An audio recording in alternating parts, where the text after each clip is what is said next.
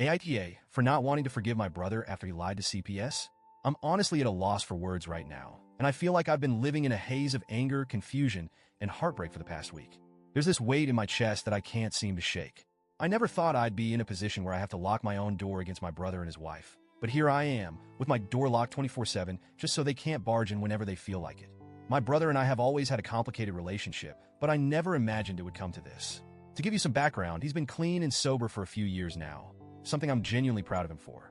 He's married, with 2 boys of his own, and I thought he was happy, settled. He preaches about the sober life as if it's gospel now, which, hey, good for him. But me? I smoke weed. It's legal where I live, and honestly, it's something I do for my own reasons he's never tried to understand. For him, any kind of drug is evil, even if it's weed and it's legal. I have 2 kids, too, a girl and a boy. They're my world. I love them more than I could ever put into words. But lately, my brother has been more than just judgmental about my lifestyle. He's been downright cruel. Over the past few months, he's been making these jokes, saying things like, "You better stop smoking that stuff around your kids, or I'm gonna have to call CPS." At first, I brushed it off.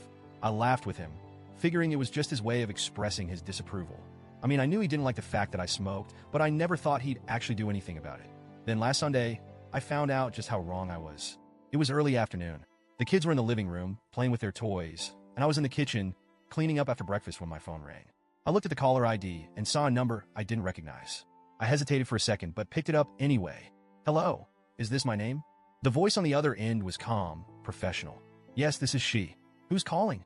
"This is social worker's name, a caseworker from Child Protective Services. I've been assigned a report about your home and would like to come by to assess the situation and speak to your children." My stomach dropped. What was happening? CPS? A report? My mind raced, trying to make sense of it all. The caseworker started listing off a series of complaints, each one more baffling than the last. Allegations about my parenting, claims that my home was unsafe, that I was neglecting my kids. I was in complete shock. By the time he finished, I couldn't even find the words to respond. "This has to be a mistake," I finally managed to stammer. "We'll know soon enough," the caseworker replied. "I'm on my way to your house." I hung up the phone, my hands shaking. I didn't understand. There was nothing wrong with my home, with my kids. I knew that. My kids were healthy, happy, and well cared for. But now, I had to prove it to a stranger. I called my mom and my sister, my voice barely above a whisper as I explained what had just happened. I was in the middle of telling them when my brother and his wife walked into my house, uninvited, like they always do. I looked at them, still reeling from the phone call, and I couldn't stop myself. "Did you call CPS on me?" The words felt foreign on my tongue, like I couldn't believe I was even asking the question. But the moment I saw his face, saw the way he shrugged his shoulders, his expression cold and indifferent, I knew. He didn't even try to deny it. "Yeah, I did," he said, as if he hadn't just turned my world upside down. I snapped. I can't even remember what I said, but I know I was screaming at him, telling him to get out, that I never wanted to see him again. He and his wife left without another word, and I collapsed in a heap, sobbing in a room away from my kids. The betrayal felt like a knife in my heart. For the next 4 days, I barely slept.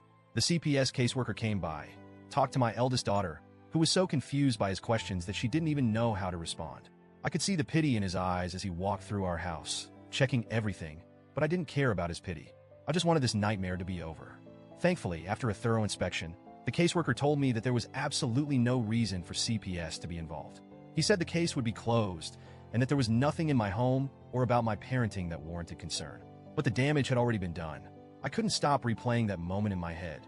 The way my brother had so casually admitted to trying to ruin my life. Now my brother and his wife are blowing up my phone, trying to guilt me into forgiving them. They keep saying things like, "We were just trying to do what was best for the kids, and we love you, we just don't agree with your choices." But all I feel when I think about them is rage. I don't care about their excuses. They didn't just make a bad decision. They put my children's safety on the line. They jeopardized everything I've worked so hard for as a mother, all because they didn't like that I smoked a bit of weed in my own home. I haven't responded to their messages. I don't think I ever will. As far as I'm concerned, my brother is dead to me. He crossed a line that can't be uncrossed, and I don't know if I'll ever be able to forgive him for that. But now I'm wondering, am I the asshole for cutting him off? Should I be willing to forgive him for the sake of family?